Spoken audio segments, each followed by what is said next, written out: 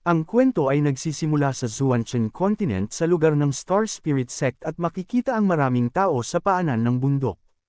At may isang binata na biglang minulat ang kanyang mga mata sa kalagitnaan ng maraming tao. Agad siyang nagulat at nagtaka kung saang lugar siya napadpad. Ngunit biglang sumakit ang kanyang ulo sa di malamang dahilan. Pumasok sa kanyang alaala noong siya ay naglalaro sa kanyang computer sa kanilang bahay. At may alaala din siyang natindaan sa bagong katawan na ito at agad niyang napagtanto na siya ay lumipat sa di kilalang katawan. At ang lugar na kung saan napadpad ang binatang ito ay ang Zuanchen Continent at sa mundong ito ang mga martial artist ang pinakanirerespeto sa lahat. Kaya naman ang mga normal na tao ay binibigay ang lahat nilang makakaya para makapasok lamang sa isang sect. Kahit pa ang sect ay bago palang tinayo ginagawa nila ang lahat para mapili dito dahil gusto na nilang iwanan ang mahirap nilang pamimuhay at maging isang disipolo sa isang sect. Balik sa binata habang ito ay nag-iisip patungkol sa Star Spirit Sect na bago palang tinayo noong nakalipas na kalahating buwan at ang sect leader nito ay hindi pa alam ang lakas. At ngayon ang pinakaunang araw sa pagpili nila ng mga disipolo. Pero nainis lamang na naglakad ang binatang ito habang iniisip ang hindi man lang siya pinadalhan ng mga kagamitan at kapangyarihan bago siya nalipat sa katawang ito. Kaya maghahanap na lang siya ng temporaryong matutuluyan at mag-antay ng 2 taon para lumabas ang isang cheat skill ngunit habang siya ay nag-iisip ang ibang tao naman ay papunta sa kabilang direksyon at nagsabing may paparating. Kaya agad naman na napalingon ang binatang bida natin na may pagtataka sa kanyang muka. Agad naman siyang humarap dito at makikita ang 2 liwanag na bumababa sa kabilang harapan. At lumabas dito ang 2 tao at nagpakilala ang babe na siya ay si Lucenzo at pinaalam Cenzo na hindi nila tinitignan ang kabilang katayuan, edad o cultivation para makakuha ng bagong disipolo. Sa mga narinig ng mga tao sa agad silang nagkaroon ng pag-asa at may iba pang nagpapantasya sa kagandahan ng babaeng sect leader. Ngunit ang ating bida ay may ibang iniisip dahil di kagaya sa mga artista na nakita niya sa TV ang babaeng ito ay ilang beses na maganda kaysa mga yun. Agad na pinutol ni Cenzo ang kanilang mga delusyon at nagsabing para makapasok sa kanilang sect ay kailangang magbayad ng 10,000 na mga spirit stones. At sa narinig ng mga manyakol na ito ay parang gumuho ang kanilang mga mundo. Kaya agad silang nagprotesta laban dito at totoo ba daw ang kanilang narinig na patungkol sa bayan na 10,000 na mga spirit stone at niloloko ba daw sila nito? May nagsabi namang isa na kahit ang isang low-grade na spirit stone ay kaya ng buhayin ang kanyang pamilya sa loob ng 1 buwan. Kaya napabuntong hininga na lang ang mga karamihan sa kanila at napasabing kahit na meron silang mga spirit stones ay hindi nila ipagsasapalaran ang swerte nila dito. Sabi naman ng isa ay ang sektang ito ay punish ng mga manloloko at ano pa do ang punto ng pagkakaroon ng magandang sect leader kung pati ito ay gaaman. Agad naman na napasok sa isip ng ating bida na pati pala sa mundong ito ay maraming bloodsuckang na mga negosyant at base sa kanyang karanasan sa dating mundo ito ay mahahalin tulad sa mga kumpanyang pababayarin ka ng 10,000 yuan bago kumita sa kumpanya. Kaya nasabi na lang niya na tanging tanga lang ang magbabayad sa sect na ito. Ngunit biglang lumabas ang isang system na nagsasaad ng The Invincible Spender System ay nagbukas na. Agad naman na nagulat ang ating bida dahil lumabas ito sa kanyang harapan at hindi niya inaasan ang system na ito dahil sa kanyang akala na kailangan pa niyang mag-antay ng 2 taon para mabuksan ang cheat skill. Kaya habang nakatayo lang ang ating bida at ang iba ay papaalis na siya ay nagtataka kung ano ba tong INVUNCIBLE Big Spender System, kaya tinawag niya ito para ang system para magpakita.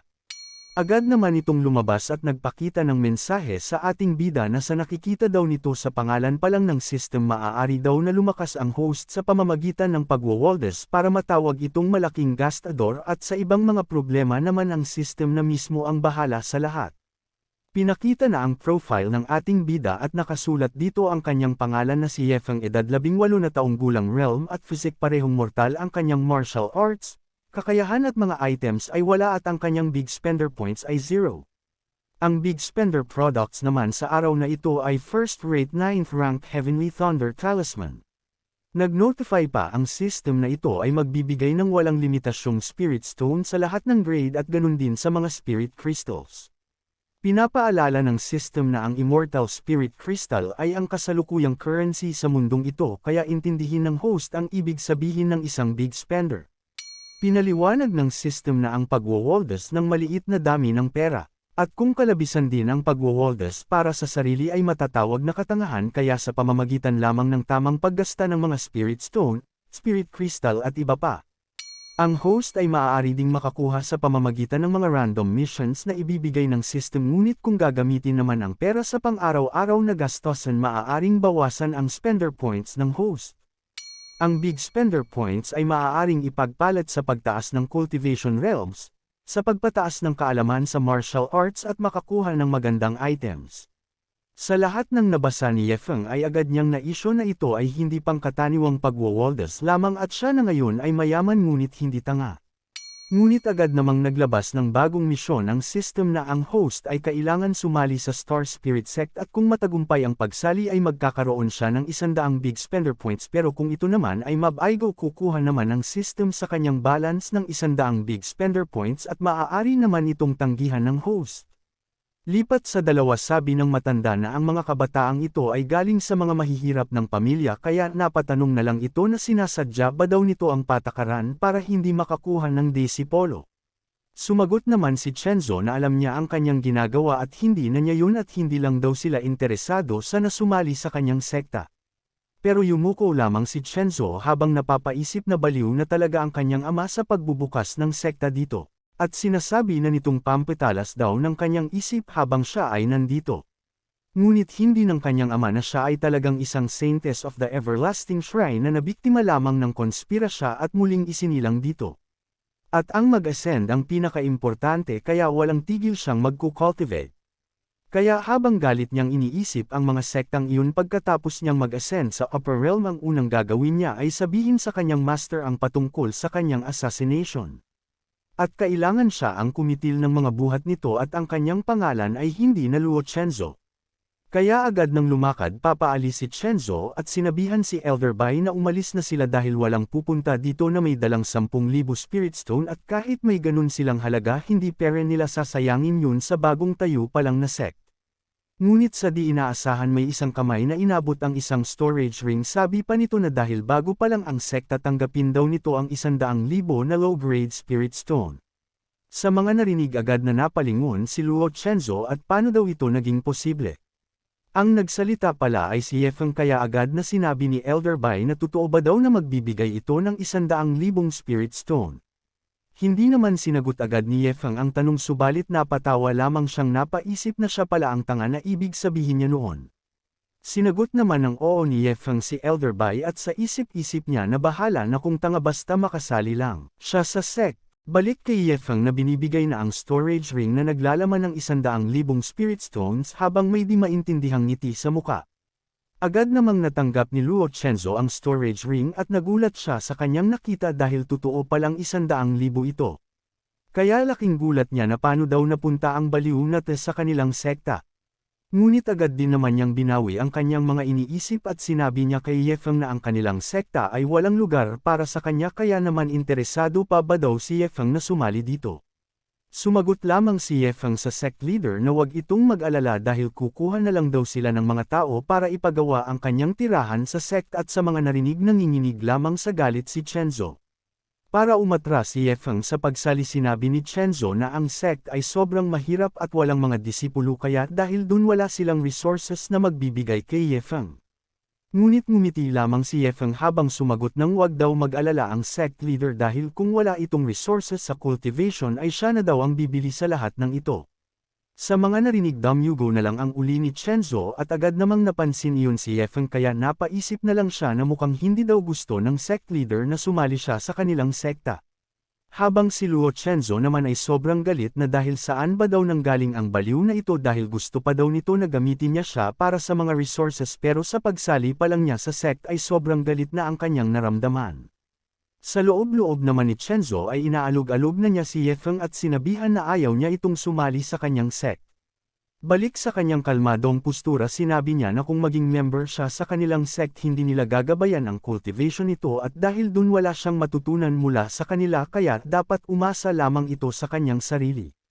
Hindi naman naintindihan agad ni Yefeng ang sinabi ni Chenzo kaya makikita ang pagtataka sa kanyang muka. Kaya dahil dun malalim na nag-iisip siya Yefeng.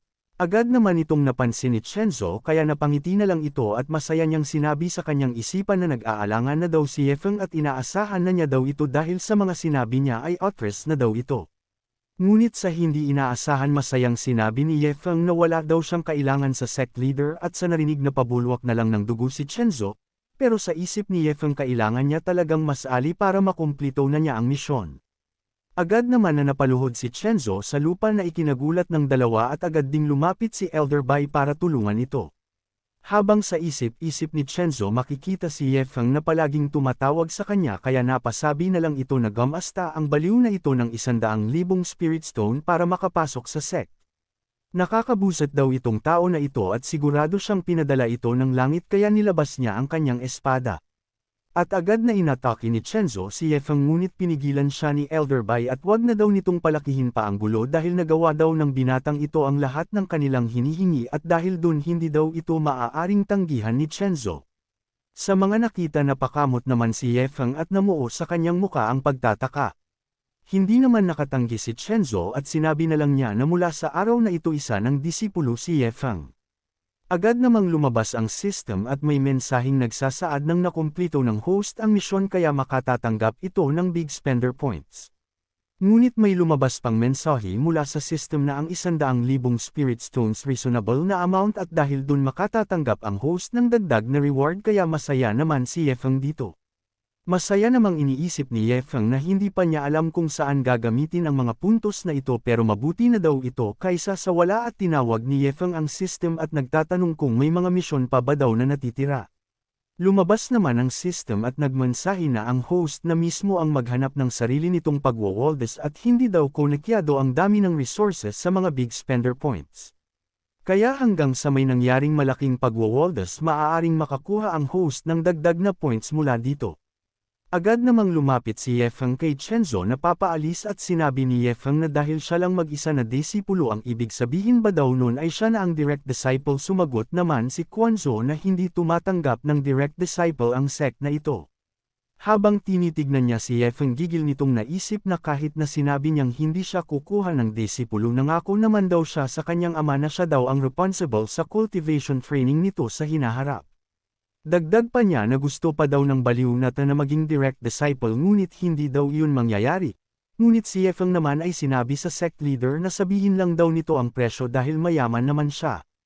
Sa mga narinig ng hina naman ng dalawa at sa isip ni Chenzo na gusto pa daw nitong bilhin ang posisyon ng direct disciple. Kaya ngumiti na lang si Chenzo na parang may plano na itong iniisip. Kaya agad niyang lumapit kay Yefeng at sinabing naglabas ito ng 100,000 high-grade spirit stones at kung mabayaran niya iyon maaari na niyang makamit ang pagiging isang direct disciple. Sa mga narinig agad namang napaatras sa gulat si Yefeng. Biglang tumahimik ang paligid sa pamamagitan nilang tatlo. At agad na napagtanto ni Yefeng na ang kanyang narinig kaya naman napaatras siya sa gulat. At sa reaksyon naman ito napangiti naman Chenzo. Kaya mapagmataas naman niya iniisip na nasaan na ba daw ang yabang nito, dahil ang kanilang pinag-usapan ay 100,000 high-grade spirit stones dahil kahit ang isang third-rate pa ng mga sect ay hindi kayang maglabas ng ganong halaga kaya paano naman daw ang isang mortal na katulad nito. Pero mahina namang binulong ni Yefeng kay Chenzo na ganong kaliit na halaga lang ba daw ang kailangan nito at sa mga narinig na gulat naman si Chenzo. Ngunit masaya namang kumuha si Yefeng sa kanyang bulsa. At buong-buo niyang binigay ang 500,000 high-grade spirit stone at ang sobrang daw nitong 400,000 na high-grade spirit stone ay regalo na niya para sa pagtanggap ng guro sa kanya. Habang binigay niya ito sinabi niya sa kanyang sarili na isa siyang prodigy sa pagwawaldes ng pera at makikita naman si Chenzo na mas lalong nagulat. Dagdag pa ni Yefeng na hindi niya pwedeng palampasin ang pagkakataong ito. Lumabas naman ang system na may mensaheng ang host ay nagwaldas ng tamang halaga makakuha daw ito ng 200 big spender points. Lipat naman kay Chenzo habang iniisip niya si Yefeng dahil hindi siya makapaniwala sa binigay nito para lang sa posisyon at kahit ito pa daw ay sasali sa isang third-rate na sect ay kahit ang sect leader daw doon ay tatawagan itong ancestor. Kaya agad namang kinalma ni Chenzo ang kanyang sarili ngunit makikita pa din ang panginginig sa kanyang mga kamay. Agad niyang binigay ang kanyang espada at sinabing ang pangako ay pangako at simula daw sa araw na ito ay si Yefeng ay isa ng direct disciple. Sinabi ni Chenzo na tanggapin daw ni Yefeng ang Black Deep Sword bilang unang regalo mula sa Sect Master. Nahi namang iniisip ni Chenzo na kung lalabas daw ang balitang ito ay siguradong ang kanyang reputasyon ay bababa. Lipat kay naman kay Yefeng na napabulwak sa kanyang laway dahil sinabi ng system na ang host daw ay hindi maaaring tumanggap ng regalo mula sa iba at kung patuloy na kukunin ni Yefeng ang hindi sa kanya ay mababawasan ang kanyang big spender ng 20 puntos.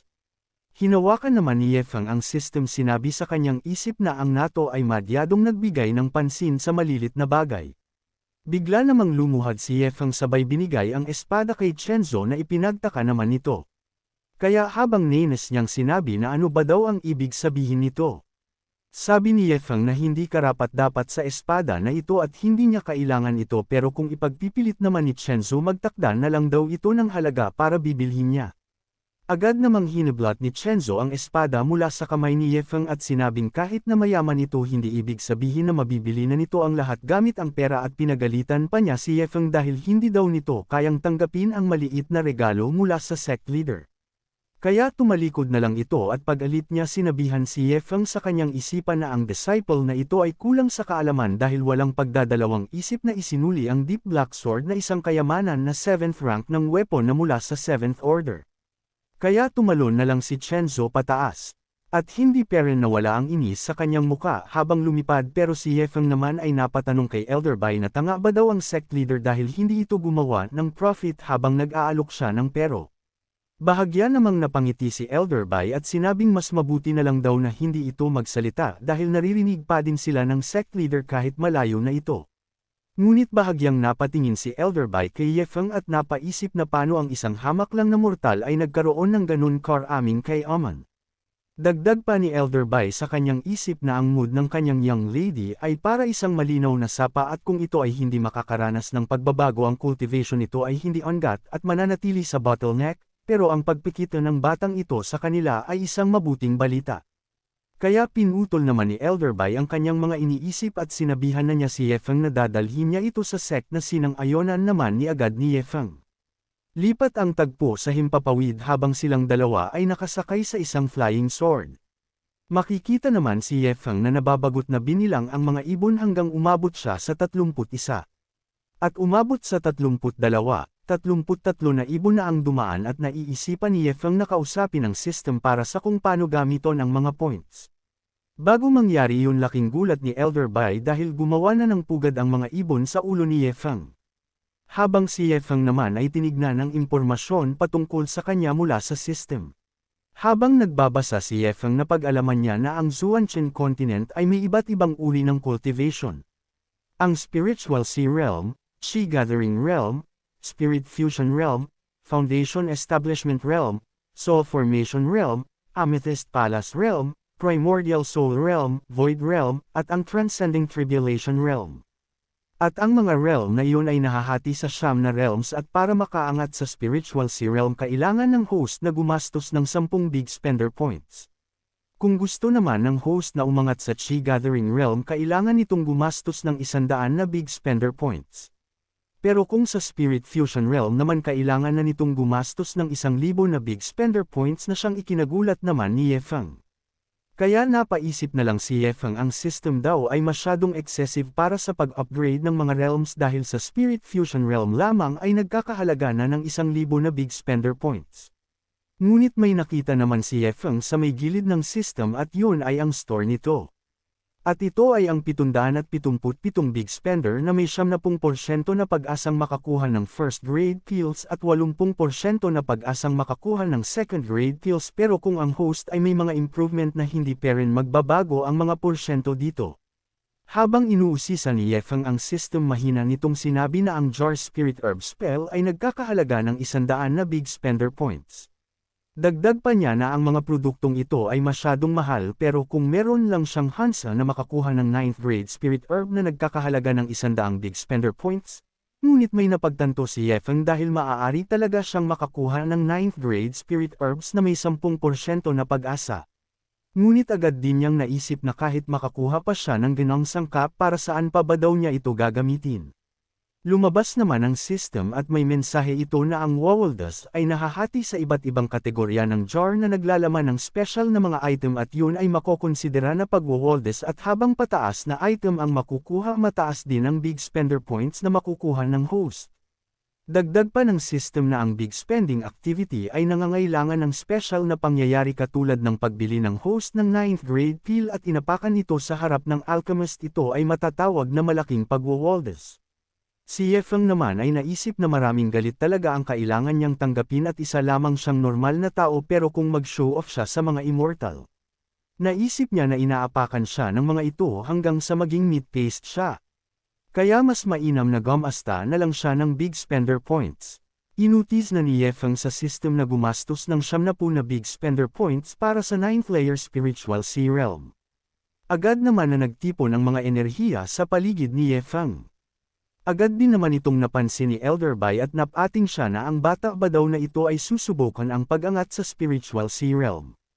Kaya binagal naman ng kaunti ni Elderby ang kanilang paglipad sa himpapawid. Habang pinanatili niya ang lipad napapaisip siya na paano daw yun posible. Ngunit napalingon siya bigla dahil hindi lang ba daw ongat Yefeng sa spiritual sea realm kundi susubukan pa ba daw nitong ongat sa mga layer nito dahil masyadong maraming enerhiya ang nakapalibot dito at kung pagsamasamahin ang kabuoan ng enerhiyang ito ay ito na ang enerhiya ng 20 katao dagdag pa ni Elderby na hindi pa daw siya nakakita ng genius na katulad nito.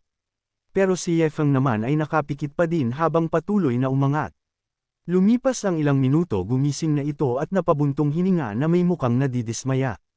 Pero nakikita niya ang kanyang sarili sa isang dalampasigan habang nakaupo at napatanong sa kanyang isipan na ganito ba katagal ang pagbubukas ng spiritual sea. Habang nasa loob ng world of consciousness ay napapahikab na lang siya sa sobrang tagal. Habang sa labas naman ay napansin ni Elderby na mas lalo pang lumakad ang enerhiya ni Yefeng. Paano daw ito naging posible dahil susubukan ba daw ng batang ito na umangat sa sand layer ng spiritual sea? Ipinaliwanag naman na ang pagbukas ng spiritual sea ay kagaya lamang ng pagbuo ng pundasyon at ang proseso ay sobrang importante sa mga cultivator. Hindi lang daw nito importante ang tahimik na kapaligiran kundi pati na rin ang pagkonsume ng mga pills para mapalakas ang pagbukas ng spiritual sea realm sa maximum. Kahit matapos na pagbukas ng spiritual sea kailangan pa din ito ng oras para panatiliin. Sa isip naman ni Elderby hindi niya naramdaman na ang batang ito ay hindi kumain ng mga pill at ang nakakagulat pa daw rito ay ang pag-meditate habang nakalipad, dahil kahit na gani pa ka-stable ang lipad mahirap pa din sa mga ordinaryong cultivator na magbukas sa spiritual sea realm at sa mga layer nito. Ngunit bigla namang sumabog ang kapangyarihan na mas lalo pang ikinagulat ni Elderby. Habang si Yefeng naman ay hindi gumalaw kahit kunti. Kaya napatanong na lang si Elderby sa sarili na third layer na nasa third layer na ito. Hanggang sa umabot ito ng 4th, 5th, 6th, 7th, 8th layer na mas lalong ikinagulat ni Elderby at makikita sa kanyang mukha na siya ay parang naging likido. At nakita niya na umangat pa ito sa 9th layer para nang lumisan ang kanyang kaluluwa sa kanyang katawan. Kaya si Yefeng naman ay gumising na. At nang hinayang pa ito dahil saktong 10 minuto para lang dito. Ang iniasahan niya ay matatapos ito agad-agad. Kaya sinabi niya kay Elderby na ang pagbukas patungo sa spiritual sea realm at umangat patungo sa 9th layer ay umabot ng 10 minuto at kung malalaman daw iyon ng sect leader ay baka tatawagan siya nitong basura. Habang naririnig naman ito ni Elderby napapatanong ito sa isip na kung ang tawag ni Yefeng sa kanyang sarili ay basura paano naman daw siya. Dahil dati nung nakaipon na siya ng mga resources para sa kanyang cultivation umabot siya ng 8 buwan na pagko-cultivate para lang maabot ang 9th layer ng spiritual sea realm ngunit sa ilalim pa yun ng magandang teknik at mahusay na guro. Kaya sumagot na ito kay Yefeng na kaya pala hindi na nito kailangan ng teknik mula sa sect dahil may makapangyarihan na daw itong teknik na itinatago. Sa mga narinig nagtaka naman si Yefeng dahil wala siyang teknik o kahit spiritual roots man lang.